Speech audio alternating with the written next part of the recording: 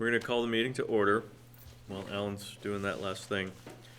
I do have one adjustment to the agenda, which is we're going to take our action matter, 7.1, tuition waiver request, and we're going to do that right after the presentation. So we're going to go into that so that if Casa Rico attends, we can do that right away. And He will be back. He's coming. Okay. So we are close to. I believe we're close. We have no audience and communications. You were worried that we were going to have there was a sign-up list in the room, and he was worried that there was a crowd coming. To which, yeah, so it was a new thing, and we noticed, and my heart started pounding, and I was like, but everybody seems okay with Act 46. So, yes. So, are we getting there, Adam? Yep. Alan? In So. 30 seconds and we'll be good. Okay. So thanks to Megan and Claire for coming. Appreciate it. These are always great presentations. Which one of you has all the ducks in her room? Is it you? That would be me. Okay. No, I walked through there and you're right next to each other. And Giant plant. Yeah, you need to come, I gotta find It's her a thorny. thorn for next I year. do need some slips. A thorny one. And I have the crown of thorns, you've done well not killing it. I have two. Yeah. Very nice. I stopped All right. sneaking into your office to water it, and now I trust you. Well, I know it does be so. all right. So it was there for a second. All right. Take it away. Okay. So let me grab one other thing that I have for you because I get to do introductions here. And So you know what? We put names on the presentations. We never put names on the common topic. We just started putting names on the presentation, and we can start doing it on the common topic. That would be a nice idea. Continuous improvement organization. Yeah. When somebody makes a suggestion that makes sense, you go for it. all right. So it is my pleasure to introduce Megan Kelly and Claire Delorier. They are our world language teachers at Shelburne. And here's just kind of a summary of what they do. So I offer to kind of cover that, and they're going to talk more about sharing some things from those classrooms, but you obviously offer French and Spanish. It is mandatory for all middle school students. The expectation is you'll take world language, which I'll explain more here why we think that's so important. The only case where a student would not take world language might be a student who needs extra support in a core academic area, especially through an IEP. We create what's called a guided study period where they can work one-on-one or in a small group with a special educator to get services. And that works well, although that's not really our preferred mode. We have many students on IEPs who take world language and are incredibly successful there. That's really our preference, and find other times to give services. But sometimes there just simply isn't enough time in the day. Our sixth graders get it 4 times per week for 45 minutes. Seventh and eighth graders, we actually do that as a multi-age. And so the second and third year, those are blended classes, which we found has been really successful in terms of upping everybody's ability. So you've got, maybe your struggling eighth grader and your high-flying seventh grader really find themselves on the same level, and everybody's game is up. Even though sometimes that's a little overwhelming for a seventh grader who's kind of overwhelmed, feeling like, I can't possibly keep up with the eighth graders, but I think our experience has been everybody benefits from that. And if successful, after 3 years, they do have the opportunity to take a final exam, which is a CBU final exam, the same exam that you take if you were in French 1 or Spanish 1 here. And if you've been successful all year, met the learning targets, and again, demonstrate proficiency on that final, you can go right into French 2 or Spanish 2. Okay, and well over half of our students do that. Oh, absolutely. Some choose to do French 1 again or Spanish 1 again, but Most of them do the second one. Actually, there's a difference between French and Spanish. In French, we don't have the same exam anymore. In the past, we did, but not anymore. And so we Spanish. all have the final exam. We're still completely high school equivalency. CBE will send me their Spanish 1 exam, so the kids are testing at the exact level as their CBE counterparts. So the other context I wanted to give you, and I gave you a copy of this because it's too small, and I do apologize because it's even seeming to be like trying to be a three-dimensional font. Those aren't your eyes in terms of looking at it. But these are the graduation standards. You might have heard of proficiency-based graduation requirements, PBGRs, which are part of Act 77, which the expectation is by the year 2020, when you graduate from CVU, you will graduate by demonstrating proficiency in these core sets of standards. It will not be enough just to have sat through classes. It won't be a credit-based, it'll be demonstrating proficiency. And that's really driving a lot of the work at Shelburne Community School in terms of shifting to standards-based learning, shifting to proficiencies in our own school. And so as part of the presentation today, what you'll see is world language has been a great test bed, and Claire and Megan are really leaders in our school in terms of implementing and helping us as educators understand standards-based learning and understand how we can present this. The reason is I think it makes perfect sense. If you think of world languages you may have taken it, you might have been assessed on, oh, did you memorize this whole set of vocabulary? And week after week it was a set of vocabulary. And that's important, the content's important, but the real question is what can you do with it? If I've got all this memorized vocabulary but I can't do anything with it, if I can't, and one of the categories you'll see there is, if I can't clearly and effectively communicate with that vocabulary, I've kind of missed it. And that parallels math, that parallels science, that parallels all of those. And so really what we do is we teach those content pieces and then we assess in these.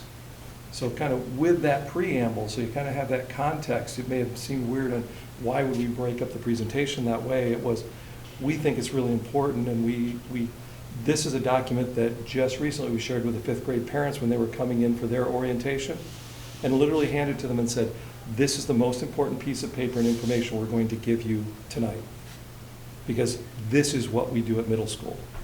And the reason we can assure that your students are going to be successful regardless of the team is we're all committed to this. Even though the content and how we approach it may look a little different. Just because you read Grapes of Wrath on one and To Kill a Mockingbird on another, the key is have we learned to inform and integrate and think creatively and actively solve problems with that knowledge from any piece of literature. So with that preamble, Megan, I believe you get the floor, right? I think I do. Okay. All right. So as with any language, there's 4 facets of language acquisition, and that's the most boring thing I'm going to say to you all night, but we really focus on speaking, reading, listening, and writing in the target language, right? Yeah. Okay. And as Alan stated, upon successful completion of our program, students will generally test into Spanish or French too at CVU or their high school of choice. Go ahead. And that just asked, do you speak Spanish? Had to put that in. I'd like to tie these back to the graduation standards, and you're going to see a lot of examples of projects and presentations that kids have done, and I'm all about making these kids uncomfortable and getting the, oh my God, I can't do this reaction out of them at first. And then we kind of go through the process, and they realize they can do it. Interpreting information and deriving meaning, as Alan said, you know, what can you do with this information once you have it? I don't know if this link's going to work. This one does not work. Does not work. But what we did was, with my 7/8s earlier in the fall, we did a unit on environmental stuff. It worked really well when we started talking to the science teachers who were doing some biology stuff. And I'm totally not where you want me to be, aren't I? I'm over here. And the culminating assessment for these kiddos was they had to come up with a public service announcement that really spoke to something that they were passionate about. So they took this vocab, this grammar that was totally appropriate to the unit at hand and put it to work in the real world. Because we've all seen the PSAs on TV that are just so boring and you leave not knowing what they were about, right? So this one, had it worked, it was super cute. It was about Save the Whales. And you would have heard the kids speaking the voiceover about why to save the whales and how, you know, whale poachers are jerks. And, So, yeah. And I did share the presentation with all of you. Oh, great. So if you'd like to take a look at home, your plugins are probably up to date. So. Yeah, and I'll warn you, it gives the text first because I had them do it as though we were creating subtitles for the hearing impaired, and then you'll hear the voice. So wait, it's on a bit of a delay, but it's worth it. It's really cute. Okay. This one, informed and integrative thinking is one of my favorites. We talk about media a lot, you know, the whole social responsibility. That's a big thing at Shelburne, especially going one-to-one. You know, when you look at these forms of media out there and all kids are plugged in one way or another, what are the messages that you're getting? What are the biases you're seeing? What can be conveyed? Good, bad, or indifferent? What do you have the power to do with this? So, of course, what do? Well, we, again, take the vocab and grammar that actually makes sense. And I say, okay, so now you're gonna make some movies for me. And this one, let me just tell you, it looks kind of spooky. It's a snow cone at the end that you see. It's a cherry snow cone. So this was just one of my favorites. No, that one's not it. This one, yes. Hope you don't get nightmares. And this was stop motion photography that we used. We had to go through the process of learning that too.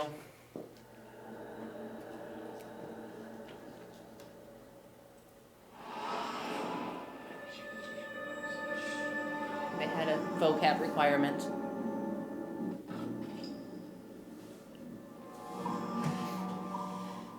It's talking about the psychopath who stole the cherry snow cone.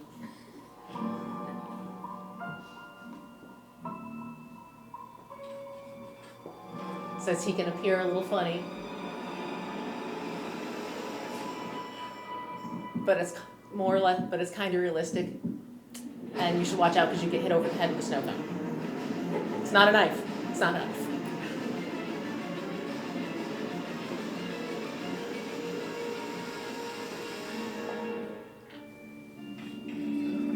The Psychopath with the Tall Hat is the name of this film.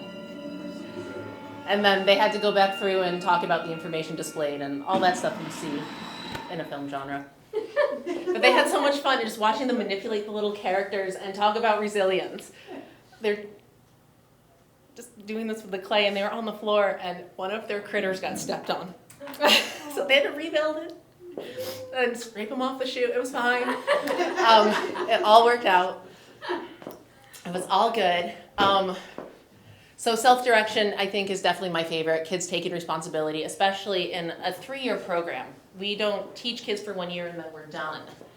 It builds. We get the very frequently, why are we going over the alphabet again? Because if you don't know the alphabet, you can't speak, okay? So we really encourage kids to kind of take initiative in what they want to learn, figure it out. How can I help you get there? But we're going to set some goals for you. We're going to raise your standard of language. I ask them to reflect pretty regularly in either English, Spanish, or Spanglish, as I so lovingly call it. If you construct a sentence of 7 words and 3 of them are in Spanish, hey, that's great. But this was a reflection from a 6th grader that I just really liked, and this was very recent because he was one of my most nervous little guys coming in, you know, struggled with the vocal sounds and just, I got a lot of I can't do it, and he got a lot of yes you can, let's go together. But he's really feeling good about where he is, and to me that's really what matters. I don't care that he's not my A+ student. No, go ahead. Growth mindset, another one that for me has really become clear through this process of switching to standards-based assessment this year, and just really seeing how applicable it is to world language. Nobody goes to a country, speaks to someone, and then has a native speaker say, okay, that's great, now spell everything you just said. Okay? If you are comprehensible, you get your needs met, you're meeting the goals, and that is great. This was just another reflection. This was from a 7th grader who language just clicks. If you think about when we're babies, we're born, we don't speak, we listen. Some of us for 2 years before we utter a word. And then one day it comes together and your toddler is saying, no, Mom, really, I left the socks in the living room. And it just happened, or my toddler did. But just, he sums it up really well here. It's really hard, but it's the best feeling when something clicks and you understand what's going on. And they'll sometimes come in the summer after 7th grade and say, oh my God, Senora, I dreamt in Spanish and it freaked me out. Like, that's great. Language, it's such a fluid and organic process. Our brains are hardwired to learn language. The parts of our brain that learn it develop first in utero and last once we're born. Zone of proximal development is 12 years and under.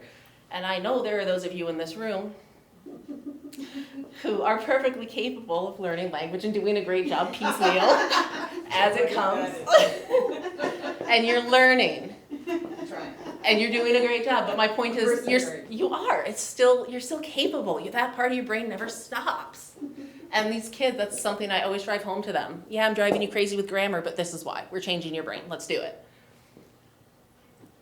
Is there like a known point in like adolescent development where like foreign language clicks or something like that, or is there any affinity around this time between 6th and 8th where kids are like, why did we start learning languages in the U.S. in middle school? I mean, we always do that. Oh, can I answer that how I really want to answer it? Go ahead. Truthfully, the best time to learn language in terms of neurological acquisition is birth to 4, because you're going to get this syntax. You're not going to understand grammar rules, but how many of y'all understand English grammar rules? Right. I teach 8th graders what a noun is in English. Yeah.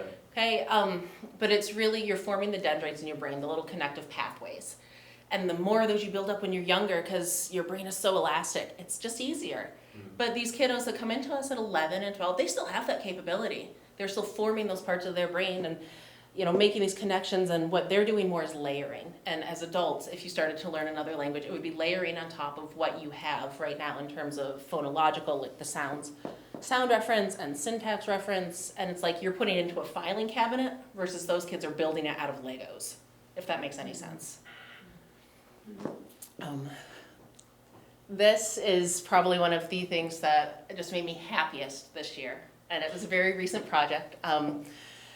Alan actually got us into QR coding with our Arts and Citizenship program, and I had the kids create a city, because some of the things that you need to do is be able to figure out where you are, tell someone how to get somewhere, explain where you're from, where your favorite restaurant is, any of that fun stuff. How to get to the Gap in the mall, now that they took it out of the U Mall, and I'm so upset about that, by the way. Can I just say that? So they had to design a city, and within the context of this, they had to tell me how to get from 4 places to 4 places, and it couldn't be the same 4 places. So we did a lot of prepositions, which they love and hate because they also learned to rap.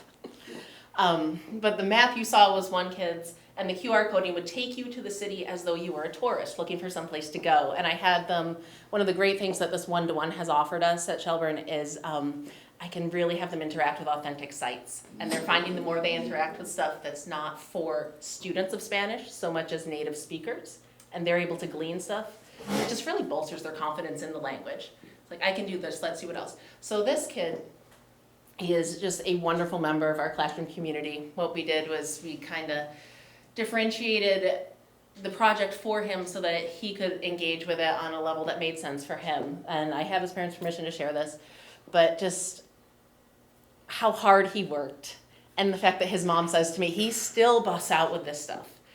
And we had his one-on-one going through the process with him so that this child, we knew he wasn't just associating the words with me. If someone else can feed it, it means you've actually learned it. So I don't know if Alan's going to play the whole thing, but just takes him a minute, but he gets going. 4 different ones. Presentation, okay? Can I get back to you in just a minute? Some other kid trying to get my attention. Sorry. So, Gary, you have your house in your hand. House? House. What's the Spanish name for house? Casa. Very good, G.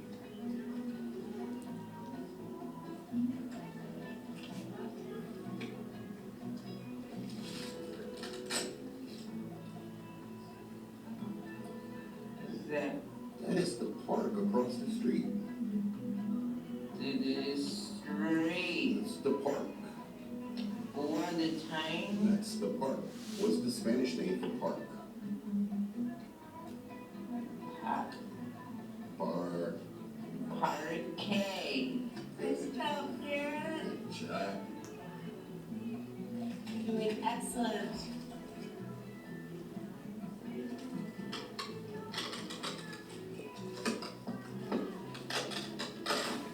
There you go. That one is the school. School. What is the Spanish name for school? es Suena. Suena bien hecho, amor. good job.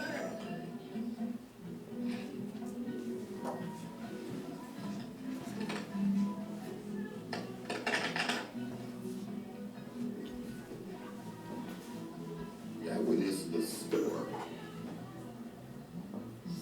Sore. The Spanish name for store is Tienda. Good job, G. Good job. And the last one that we'll go over, why don't you grab your car? Where's your car at? Car. Yes. The car goes on the road. What's the Spanish word for road? Road. What's the Spanish word? Camino. Camino. I Good really job. did. Good Nice job, job. Garrett. High five. Bien hecho, cariño. Estoy muy orgulloso de ti. So he's a pretty special guy. He's just been the most fantastic addition to our community, and he loves music, which is great because we do tons of music in my room, much to the chagrin of some of my neighbors, I'm sure, because I'm not a music teacher. So yeah, this hot mess right here. We're doing a body unit, and I like to have them create creatures, and they have to not only construct this thing out of different body parts. No two can come from the same source, but they also have to do a writing piece that tells, you know, what the body parts are used for. And in order to get a 4, which is meets standard and exceeds, they had to write an adventure story starring their creature. I don't have any of the copies of the stories because they're in Spanish, but I just wanted you to see. Sometimes it looks a little nuts, but we're having a good time and they're learning. And this is just another reflective piece. The past probably 4 or 5 years, Alan? Yeah, I think every year I've been there. Okay. Responsibility involved citizenship is huge when learning about a different language and culture. And a kid was reflecting on this, learning about Day of the Dead, but also Alan and I have co-taught a unit at the end of an adjective unit that I teach for the past several years, where he comes in and teaches them some Russian, and we make comparisons to the Spanish language. And kids had to write poems about themselves in Spanish. And in the middle of these webs right here, their identity webs, it has their name in Russian and in Spanish. In Spanish, we use the, what alphabet do we use in Spanish? Not the Cyrillic, that's you. Latin alphabet, right? Is it Yeah, Latin? but what are the characters called? Oh. No me acuerdo. Anyway, it's regular writing for us. So, and then you just have to, each one of these is a different representation of them. And you can't really see it that well because they're up on my ceiling, so I was taking pictures like that with my phone. I'm sure it looked really awesome to anyone walking by my room. But just the fact that it's not just about what's going on in my classroom. You know, we are a multi-global society, and the world is getting smaller and smaller. And truth be told, I don't care if after the end of 3 years kids speak 4 words of Spanish. If they are leaving my room with an appreciation and a respect for a culture different than theirs, and just this hunger to see the world and to learn about people that look different and sound different, then I've done my job. And you don't get much different from Spanish than Russian. And it's always a good time. The kids are just enthralled, and we've actually, between the two of us, had 2 older students come back and say, hey, that was a turning point when Mr. Miller came in and talked about Russian. It's language, it opens doors, people. When will they learn this? And I think there's only 1 slide left, and I promise I'll shut up. I just get very excited about what I do. So this one I just called Paying It Forward, and last Thursday I had this wonderful opportunity where 5 of my former students, who are now juniors and seniors at CVU, which means I'm getting really old, they had continued with Spanish, and they got to go on a service learning project to the Dominican Republic, and they build houses for people that need them. So they came back and they talked to my 6th, 7th, and 8th graders about how, even though at times language felt really hard and confusing and they wanted to quit, they stuck with it. And because they stuck with it, it has opened up these doors that are just incredible and life-changing at this point, and their lives aren't that long, so to be life-changing at 17 years old is pretty cool. So that's Katie. It's a terrible picture, because again, it was dark, and I take bad pictures with my phone. I'm not gonna lie. But she's doing it, and she did a great job, and their big take-home was just don't quit. It gets better, it gets easier, and even when it's not easier, it's worth it. So y'all have listened to me for way too long. I think Claire's gonna talk now. She said everything. Really. So, like Alan said, when we teach French, when we teach our language, we teach the vocabulary, grammar, we practice it, and then we do a project to see if they can put it together, if they can use it for real. And like Alan said, we have 7th and 8th grade together. And at the beginning of the year, some 7th graders are pretty intimidated because they think they know nothing. And the 8th graders know everything. So by, I'll say, January, February, the 7th graders become comfortable enough that they feel they really know that they're not nervous anymore. They raise their hand as quickly as the others. Because you have to realize they really, at the beginning of the year, they don't know a whole lot. And in February, I brought you only one project, so it won't be very long. In February, the kids asked me to do something that related to food, which is a surprise. So I thought, okay. No one ever. I thought that they knew words that represent food when it's cooked, that they can eat, but I taught them words that relate to cooking food. I sent them to a website of Ricardo, which is a French chef from Montreal. They had to find a recipe, they had to understand it, they had to make it, they had to bring it, and that was understanding what they had to do. And for 4, they had to show me how they made it. So this is an example of an average 7th grade project. I was impressed. Let's see, how many we are here. And they had fun doing it. Catch up with me, please. There it is. Okay, so we set it. Welcome back. And we'll play.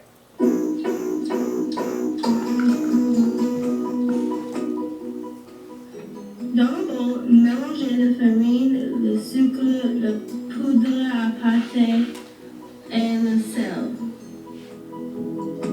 Ajoutez le beurre et mélangez jusqu'à ce que la préparation ait la texture du sable.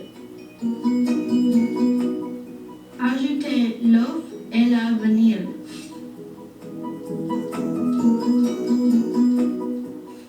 Mélangez de nouveau jusqu'à ce que la pâte commence toujours juste à se former.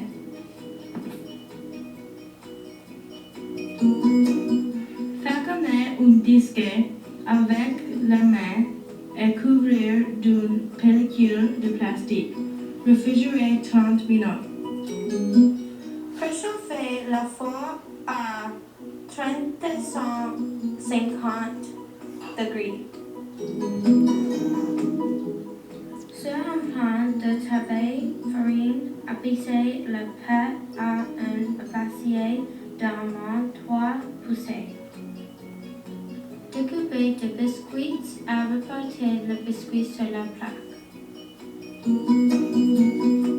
Cuire au four environ 10 minutes. Dans une petite casserole, saupoudrez la gelatin sur l'eau et l'acier gonflé 5 minutes. Ajoutez le sucre. Chauffez à feu d'eau un moment jusqu'à ce que le sucre et la gelatin. Versez dans un bol. Ajoutez le sirop de maïs et la vanille. Foutez au batteur électrique jusqu'à l'obtention d'un meringue molle, soit environ 10 minutes. Allez dans poche à pâtisserie. Remplissez de meringue, garnir chaque biscuit. Laissez figer 30 minutes. Dans un bol, au four à micro-ondes, fondrez du chocolat. Retirez du micro-ondes et ajoutez le reste du chocolat.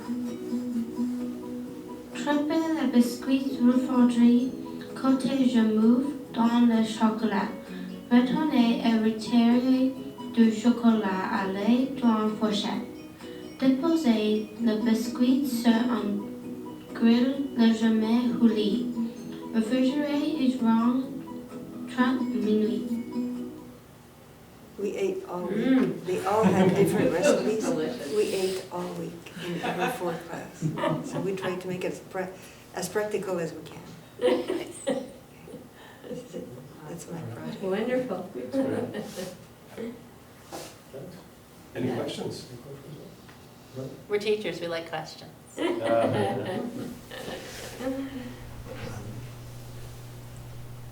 must be impressed. Yeah. Or they're afraid I'll start talking again. No, it is good. Like I think, you know, like I said, we all learned languages in middle school, right? Is that when you started? Probably. I took many years. Yeah. Yeah, and it's always No, I like, didn't get any credit for it. I know. I have It's to always keep one of those repeating. things you- I took can't French learn one several language by times. sitting and memorizing verbally and doing worksheets. No. It's just not practical or appropriate. Yeah. And it's boring. Is there any immersion that you do with the students, like taking them to Montreal or having them be in or with a family of Spanish-speaking people or what, that sort of thing? Unfortunately, that's not an option. In the past, we did. Do you Yeah. still do Jouvence? No We more? can't, because of budgets, we can't have the kids can't spend more than a certain amount of money to go somewhere. In the days that I did it, the buses were free. So for $95, we could go to Quebec for 2.5 days, everything paid, bus, That was a great trip. instructors, food, hotel, and we came back. So I had 2 classes, Monday, Tuesday, Wednesday morning, and the last 2 classes, Wednesday afternoon, Thursday, Friday, but that changed. So it would be a lot more money now, and I think I don't think it's happened since long before I got there. It would be, during John Bosange, no? yeah. But you know C'est about dommage. it. Yes. That's cheese, right? Très dommage. Dommage. It's unfortunate. Dommage. Oh, Fromage, same difference. again, no phonological basis for French. But we tried to make C'est it, la vie, c'est la guerre, c'est la pomme de terre. but we tried to make it as practical as possible, as if we had gone. We do, and I really going one-to-one with the Chromebooks has opened up a world of authentic opportunities, at least for my class, because we don't live in a region where, truth be told, I can go home and be like, okay, put on channel 18, it's the news in Spanish. Not gonna happen. So, you know, and I know that Claire is constantly tuning her kids into real French, right? Yeah. Yeah, there's a cable television station, it's all in French, is it 22, 23? In St. Albans, it's 22, Yeah. so. Do you speak English in the classes or only your language in the classes? I also speak English in Yeah. class. You don't speak English? What? Oh, you don't speak English No, in your... I do You speak do, some okay. English in class. Okay, It depends on what's appropriate. yeah. I mean, it's kind of fun to talk at the 6th graders in the target language and just see how long before they wiggle. Right. Like the first day, but you know, it's got to be reasonable. Yeah. It really, I did my second master's in Madrid, and there were people there of, it was actually German descent, and the professor happened to speak German as well as Spanish, so he'd switch from Spanish to German when those students were not understanding what was going on. So it's really just got to make sense for your kids. Yeah, yeah. Absolutely. Merci. Thank you. Gracias. De nada. Yes. Thanks so much for coming. That was Thank you wonderful. so much. Yeah, That was appreciate your awesome. Thanks for having us. Very good, thank you guys. See you tomorrow. See. All right, so our next, we rearranged the agenda, so our next item is to discuss the tuition waiver request, and I think because of the medical information we were going to discuss, we're going to go into executive session first to get that. So we're going to go next door and do that, and then we'll come back in and deliberate the request, okay? All right, so since the Shelburne Board will come back out of executive session, and we are addressing an action item 7.1 on our agenda, which is a tuition waiver request. Could I get a motion to approve the tuition waiver request? So moved? A second? Second? Second by Bob. Any discussion? I think we heard a case in here. It is compelling. I think, you know, in my opinion, I think working out a promissory note with a payment plan with some agreed upon dates would be a good solution. So, do you guys have any opinions against that or for it, or? No, I don't think so. I think Okay. that I would think be it seems reasonable. entirely reasonable. Yeah, Okay, Yeah, Mhm. and it's, you know, it keeps everything whole okay, Mm-hmm. for the community. We're responsible to the taxpayers. Right. okay. Mhm. So, you know, we're willing to work with Mr. Casarico to solve this. So the action on the table is to approve the waiver request. So all those in favor of the waiver? All those opposed? Do you want an aye or a nay? Or So- Sorry. So we don't want the, So the in other waiver, words, we choose the to action is a do waiver request, and all those in favor of the waiver request, say aye. The waiver is. a waiver of the tuition. A waiver Is that of what the you- tuition in waiver. one payment. And then what about I mean, are we waiving the tuition, or are we developing a So what we'd like, I think what we would schedule move of toward payments? is we'd like to reject the tuition waiver request and recommend that they move forward with a Okay. promissory note Right. and a payment plan. Okay. Understood now. So, Okay. so all those in favor of granting a tuition waiver, say aye. Okay, all those opposed, say nay. Nay. So the motion is denied. I apologize for the awkwardness of the voting here, but the board would have Bob Mason get in touch with you to work out a promissory note and some dates that work for you. And, you know, we wish you and your family all the best on your wife's recovery. And thank you for coming to us. Appreciate it. You're welcome. Thanks. All right. So we'll move back to our agenda 5.0, and 5.1 is the principal's report. I have another question. Yeah. There was another tuition issue. When are we going to deal with that? So that, we issued a promissory note, and it was signed, and there's 3 dates where he will pay. Okay. Separate For the issues, second yeah. one, right, that, okay, And got it. if you didn't get that, then I'll send you that document, and you can So can there's see it. precedent for what we did tonight. Right, okay. Yep. So you're receiving a hard copy of the principal's report just because I did make a change from one that's in the packet. It's just an addition, it's not a significant change, I don't believe, but, and I apologize in advance for the copies. For some reason, my computer doesn't connect with our copier very well, so So I've had the difficulties. Allen's printout did the same Did the thing. same Oh, thing. it did? Yeah, It so, did? This Okay. isn't some new kind of No, typeface? is it, I take my glasses off and it still looks the same. well, I can tell you, part of the problem is that we need to, the cartridge is still present, and there's one that we need to replace pretty soon, Yep. but we want to get, like, everything out of it, and so You're anyway, almost there. we're waiting to get everything out. You I might think get we're to almost Memorial there. Day. I think we're almost there, I But would if you agree. get that to the next fiscal year, that'd be amazing. So I'll suggest that we might want to change that cartridge, because no one can read anything that we're printing anymore. Fiscal responsibility I'm gonna- goes up and Maybe it you goes could down. pass out 3D glasses so we can read it early or something. Reach out, grab it. So no, I'm going to try to read it, but you can read the one on your screen if you'd prefer, because it's really better. Teacher appreciation, just at the top, we just want to recognize our wonderful PTO. They did Teacher Appreciation Week, which was 2 weeks ago, and we literally had 5 days of neck massages and a luncheon that was unbelievable from Penny Cluse, and a popcorn bar, and it was I can't even think of all the things. Fruit. Parents were so excited, they brought the food in a week early. They did. You're absolutely correct. You're absolutely correct. It was Thank you great. so much for everyone who brought in their food today. But it's next week. But we'll hold it in the fridge. It's okay. But it was absolutely wonderful. So I just want to acknowledge what a great job they do for our school.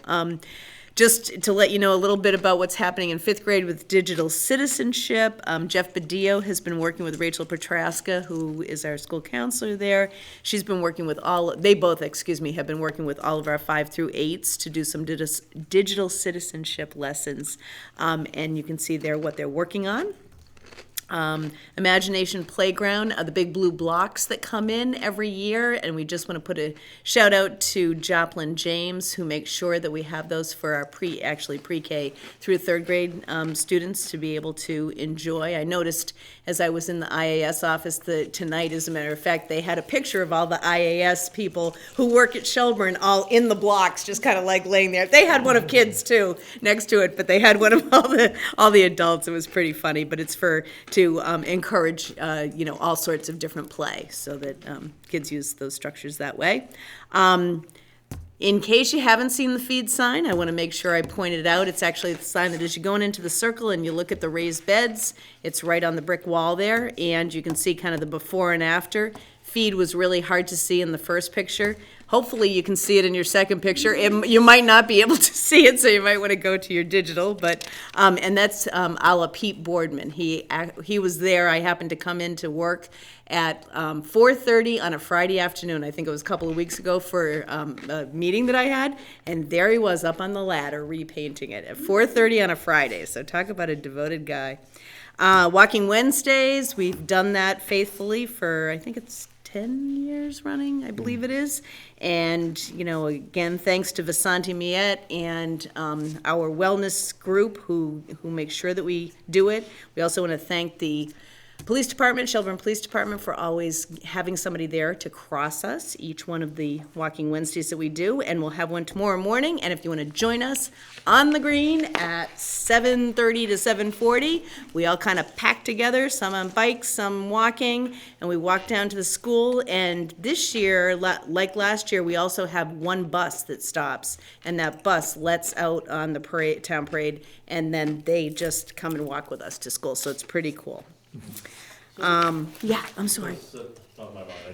We don't need to explicitly discuss this, but I sent you a note about part of Walking Wednesday and crossing a river, and the note from the town manager about, and I know it's kind of out of our jurisdiction, but just something to think about, because some of the kids are walking across the river and not on a bridge, and town manager's concerned that. Yeah. Okay, I'm sorry, that's a little different. Okay. So that, I think the thing, it's off school grounds and everything, Yes. but the thing that stuck out was that Joe Colangelo and the police didn't know how to effectively respond to anything that would happen in that section of town if there was an Interesting. emergency. So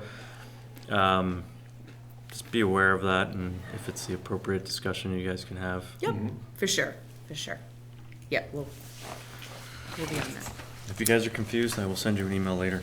Yeah, I just didn't, it's a little bit different than Walking Wednesday, so that's why I was. Yep.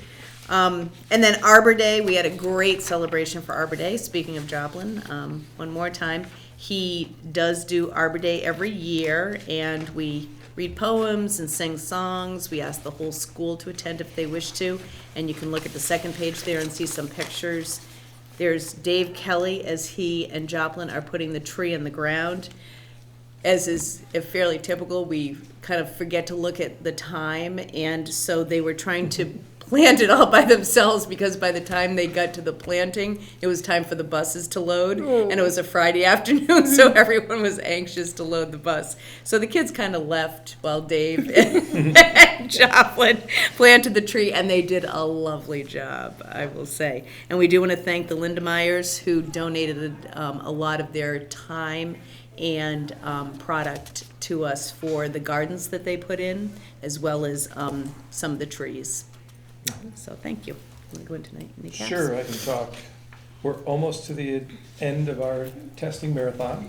So SBAC is almost done, and last week would have been 4th and 8th graders. You could have come over and danced with us if you wanted to. That's kind of our brain wake up at 8:15 with our Zumba expert, Jen Niles, and then we send kids off, and they have 3 days of science testing. went well. That's the feedback we're getting from kids. Just a link to a great video that came from our math coordinator, John Madden. So you'd have to go to the online version, but this whole TED Talk about what really makes happiness has been. Wonderful. Have you seen Yeah. it? Yeah. It's a good video. It really is, yeah. I mean, it's thought-provoking for all of us individually, personally, and also as educators. As we strive to kind of help kids live happy lives. And then lots of band and chorus. Again, we have coming up here soon, we have a concert band concert. We had chorus concerts last week. We had wind ensemble, stage band. Just some great music happened. It's been fun to really celebrate that music program. And the one thing that's not on here that I think Patty's a little too humble to celebrate is if you've been to the playground, the pavilion's up, that project is coming to a close, and that's been, 18 months of About hard 8 work? months of Yeah, hard so work. You obviously got Lisa it. Williams and company, but yeah, it really has come together as a beautiful facility It that is sure beautiful. far exceeds as we started talking 3 years ago about it. Yeah. It is The beautiful. pavilion You is get- really nice. It is It's cool, isn't it? Huge. Yeah. It's I was cool. there last night, and unfortunately, no one was under it because it was 41 degrees, and everyone was Well, trying yeah. to get into the sun to warm up. But Yeah. there will be days when that will be very nice. For sure. Thanks. It's awesome. Yeah, thank you. And Right to the then retirement. celebrating a couple staff members who, not that we celebrate retirements, they come with sadness, but you also celebrate somebody's career. And so a couple folks, obviously Jason Lewis has been, with us in our PE department forever. And fantastic member. And the thing I would celebrate about Jason would be his growth mindset. He's really a leader in terms of standards-based learning, and you don't often find that at the end of somebody's career that they're saying, well, here's the new thinking, and I want to be leader in this new thinking. And he really is a leader, even statewide, in terms of applying standards-based learning to physical education. And will really be a loss in that department. Also adaptive PE. That was another area where he was really strong about anybody of all physical abilities belongs in my class, and I want to own them. And so if you get a chance over the next little bit, definitely to be celebrated. And then the other one, David Kelly. Our building is in great shape. I mean, especially his commitment to, green, to environmentalism, and cost savings. I mean, as we sit down and calculate, it is easy to calculate that he has paid for himself multiple times over in terms of his salary, just in terms of the savings that we reap from, electricity and natural gas and the projects and, the payback projects that he does. So, again, Did you we'll tell him he's too young to retire? keep telling him that. I think we tried. Yeah. He's only sort of retiring. That's right. CSSU may have hired I him. That's, know, yeah. that's right. That's right. He's doing a little bus driving on the I side know, for us Pete now. said. Yeah, when you see him at school, he has got these new bags under his eyes because he's waking up at 4:30 to drive a school bus. And for doing 2 CBA. jobs, right now? Yes. So, Yeah. yeah. And then on the back, do you want to talk Well, about I was that? just going to say one thing about Dave Kelly, because I just happened to be in a meeting the other day, a student meeting, and someone said, well, Dave can do that with a child. And it was about building something, because Dave is just incredible the way that he will take on, building something with so many of our children. And they don't have that opportunity, particularly the little ones, they just don't have that opportunity so much. And so we're really going to miss him. He does a lot of work with our kiddos. Okay. Do you want to talk the back? Oh, side? sure, yeah. So on page 3, if you look, top chart is our enrollment, obviously. And as you look at May, we're pretty consistent, down 1 student. We're at 761 total students. But then if you look under that, the projections for FY17, I put these in here because if you notice our enrollment, again, column kind of comparing column 2 to 3, column 2 to column 5, you'll notice that our enrollment projection for one of our grades in particular is fairly significant. So it's grade 3 next year is predicted to have 95 students, and that's with 4 teachers. And I'm really making you aware of that now because I know when I was hired, if you recall, I'm sure everybody recalls, 4 years ago, we had fairly significant numbers, very significant numbers, I should say, in, oddly enough, our 4th grade. It was 4th grade.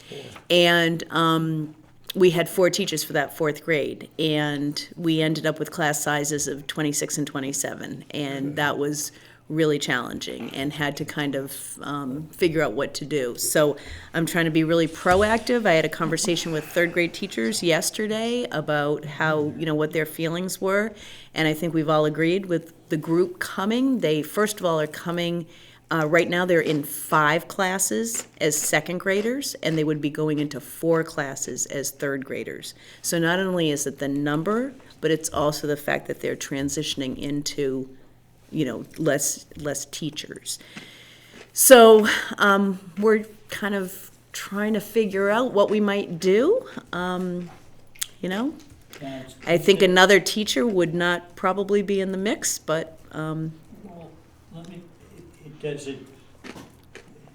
is it also hold that the 8th grade that's currently 92 will become a grade of a grade size of only 80 next year? Correct. Right, because of the 7th grade being 78 right now, as 8th graders, they'll be 80. We have a couple of. So 3rd grade will grow by 4, and 8th grade will drop down by 12.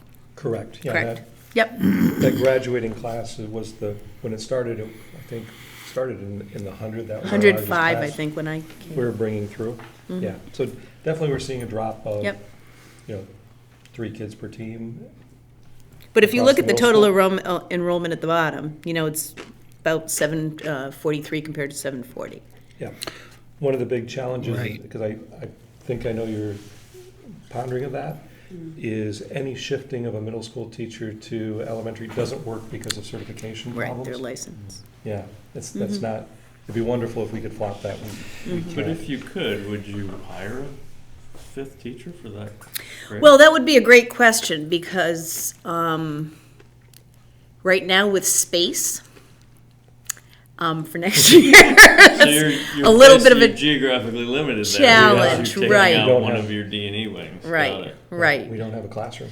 We don't really have a classroom for that person, particularly next year, and it would be a next year, because, the suggestion would be if anything, moving into 5th grade, or 4th grade, what might that look like? Would we make any shifts? I mean, I think that's a greater conversation, particularly if we wanted to look at just class configuration in general, and kind of revisit that topic, which I'd be, happy to do. There are some options we did look at. Could you put 2 grades together and have a class? I know that we don't do multi-age right now, but certainly it's it's not uncommon to see schools that have straight grades but do have some kind of multi-age in the K1. Right, you've got an interesting small number of We do. 70 in 2nd.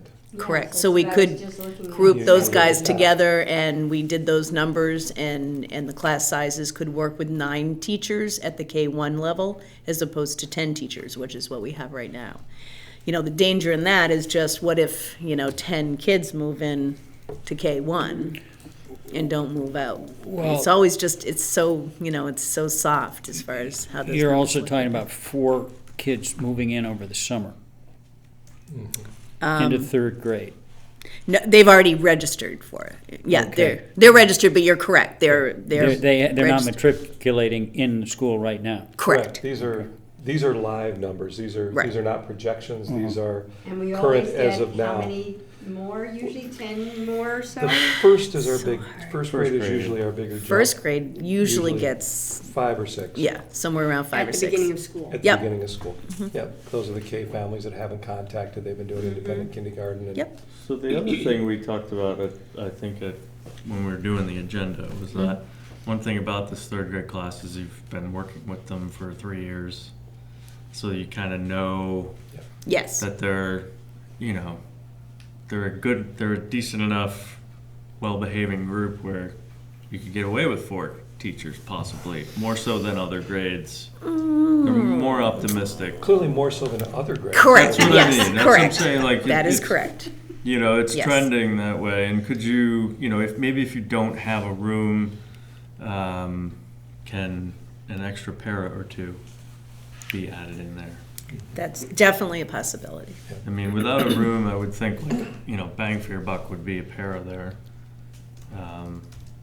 to make it work. Right, a strategy we employed 4 years ago Yes, when we You had our put- large you fourth did. grade. that's what we did. We ended up hiring basically a para for each grade, right? I mean, each class, excuse me. Right. Yep. We went Because from we one- had two one and for we two ended and up with one for four. So Yep. you hired two Yep. extra, Yep. okay. Yep, so everybody had a para. And what is that? That's third grade, so we have one per team now, so same configuration. So we Correct. have two pairs. I will know tell my you, son's looking in that at, team. just looking at, Yeah. looking at where those students are at right now academically, probably wouldn't be my first choice to put a para in there. Okay. Just in general, general trend. So, wait, what would you do instead? If you didn't put a I pair would, in? I would probably look to move a teacher, shift a teacher from K1 into That's what 3. I'm looking at here. Because you have 5 in each, the K and the 1. So in And the K1, numbers are lower. So K1 next year, we're gonna get a behavior interventionist concentrating mostly in K to 1, or is it more K to 5? It's really K to 8, It but that will certainly support a lot of the concerns or the challenges that we have right now in our younger primary group. Yes, but that's a support, school-wide support. Okay. Yeah, Yep, adding some Title I support. and Title I support, correct? Yes, thank you. Yep. So we have a Title I teacher this year, coming up next year. And Bob That can't we'll have. remember what a Title I teacher is. Title I teacher is that there's actually a title that says that Thank you. for a school who has, it's a poverty index, so it's Okay. basically determined through free and reduced lunch figures. And at a certain percentile, and we actually are over the percentile by, is it 0.7? I think it's 0.7 year, for yeah. next year. So I believe the cutoff is 13%, more like at 13.7%. So consequently, we are entitled to a Title I teacher. And that teacher will, she's a reading recovery teacher, which is a certain kind of reading teacher, and she will provide that service to a lot of first grade students who need it. That's where that program is most effective. It's a research-based program. It's a very good program. So, yes, we will have her full-time. We found out, 2 or 3 weeks ago, she would be here full-time. So, yeah, so that's great, and that really frees up a lot of our interventionists to be able to push in much more to our 3rd, 4th, and 5th grade, where they weren't able to do so much this past year, or the Yeah. year we're in right now. But we don't have the flexibility to use her as a classroom teacher. That's not acceptable. That is not Very correct. targeted in terms of how we can use that. Yeah, I understand correct. that. Yeah. You know, it's, like, I totally know where you guys are coming from. You don't want to get blindsided if 10 people move in, because that's what happened before. Yep. I guess I'm not super comfortable with pulling somebody out of 1st grade or kindergarten to cover that. Why? Can you Just- explain why? Just because kindergarten this year is very challenging. The kids in kindergarten are And what about Are- first? they're What's your gonna feeling about those that? kindergartners are gonna be in 1st grade next year. Ah, So, and I don't think, I think a kindergarten class of 15 to 16 versus if that was 4, that would be just under, that would be 4 classes of 19 and one of 20. I mean, that's. Well, you'd mix it, see. I think if you look at the class size here, because you'd add them together to take off, a few to create the multi-age. Do you know what I'm saying? Well, I was just saying, Yeah. if we took one kindergarten teacher, and if we made kindergarten 4 I see what you're classes, saying. and Yep. we made, Mhm. 3rd grade grade. 5, Mhm. that would be that's an option that doesn't cost us any money. Mhm. Is there, what if we hired another teacher for this? Yeah. Is My that an wondering option is- based on the FMR being positive somewhat, or? As we look at that, we are relatively solid for fund balance, assuming that we're putting most of that money back in. Yeah. so that does have a layer of protection. Obviously, we would be probably looking at deficit spending from the beginning if we added full salary and benefits for a teacher, because we cut that budget pretty tight. Yeah. But we have fund balance with which to cover it at the end of the year. Yeah. If things don't work out. That always makes you Yeah. nervous to start that way, but I'm not as nervous as if we were shaky right now. Right. Did I also hear that there's a space issue too? There is a There is space. certainly a Okay. space issue, because, I That's- mean, there's a space issue with everybody as far as, what we're gonna do next Right. year. The I two mean, teachers who are just here do Right. not have classrooms. They will be Right. rotating classroom to classroom to instruct next year. That's how tight we they're are. on a cart. They do not have their own classrooms. Senator, you're So, having a schedule. What do you think? Do you have any?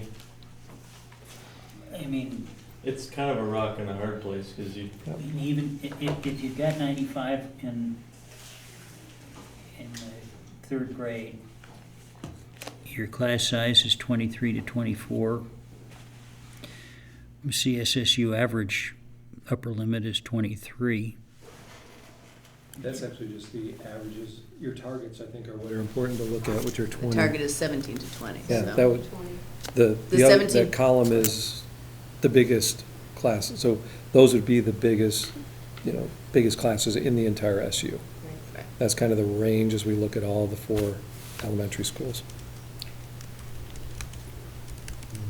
Well, I mean, there are some schools that are living with or there is a school that's living with a class, a third grade, with a class size of 23. That's correct. So, That's true. I mean, and we'd only have to do it for a year, and we're gonna be limited with space anyway. Yeah. I mean, I would only definitely do something for a year.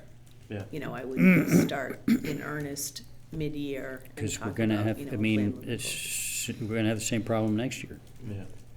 Could I potentially suggest that you task us, with exploring some ideas and That's what I was just gonna we say. That's talk what I about was board gonna say. retreat next Yeah. week?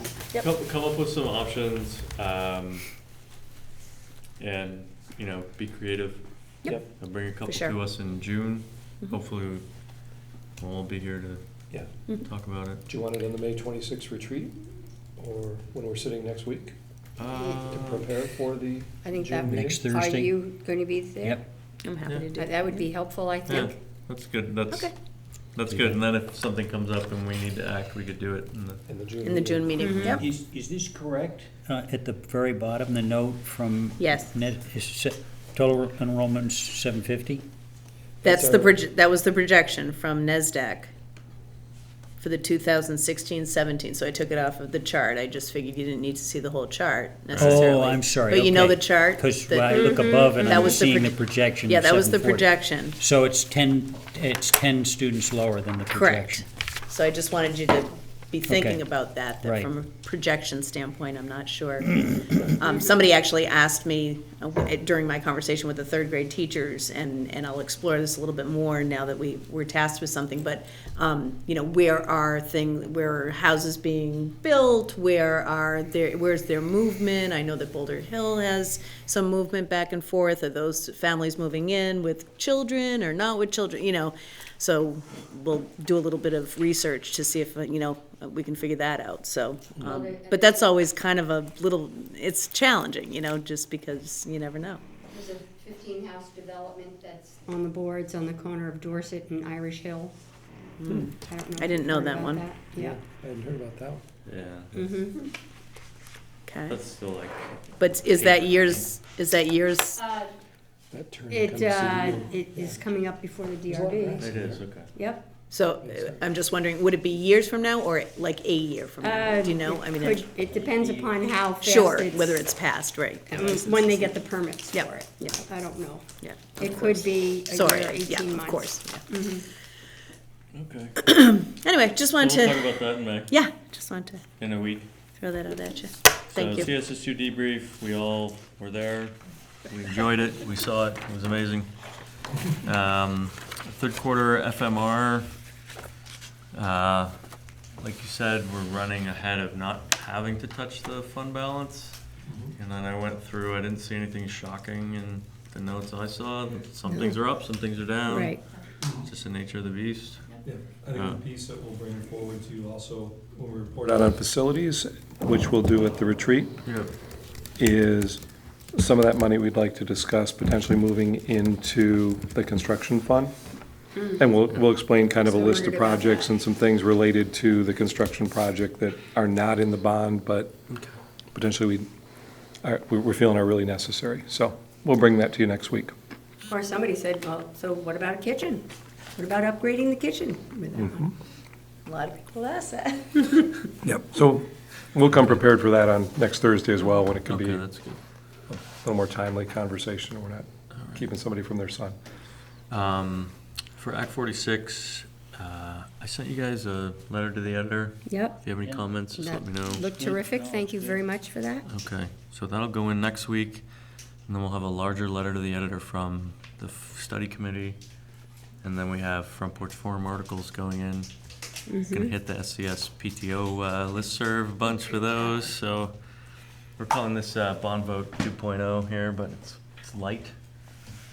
So I think we have pretty good numbers, so just encourage everyone to get out and vote. Absolutely. Facilities committee update, let's delay that to the retreat. You have the things to sign, you saw those, really no discussion, Yep, unless you had questions. no, those were Okay, good. great. So move to discussion matters and policy. We had a long discussion on these policies in the CSSU, Yep. definitions of searches and things like that. Any other issues?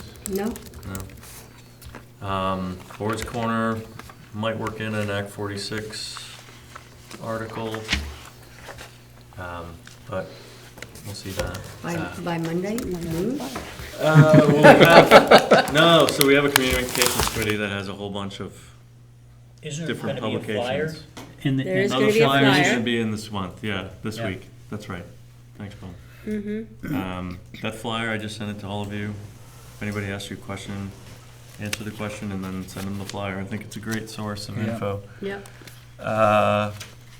So we'll move, we already had our action matter, so we'll move to 8.0, the consent agenda. Can I get a motion to? When you guys go, you go. Yeah, well, Yeah, we take care of Bob's business. son is visiting and now, consent agenda. Can I get a motion to approve the consent agenda? so moved. Oh, second. Second by We have to Kathy, keep moved by this Bob. moving for, All in favor? Aye. Aye. Jeff has done in your absence? Okay, I'm not giving him credit. so we will, I thought it was me. we will meet again on next Thursday, the 26th. And This is a With that? typing speed test. can we get a motion to adjourn? Boom. Motion to adjourn. So moved. All right, second. we're out.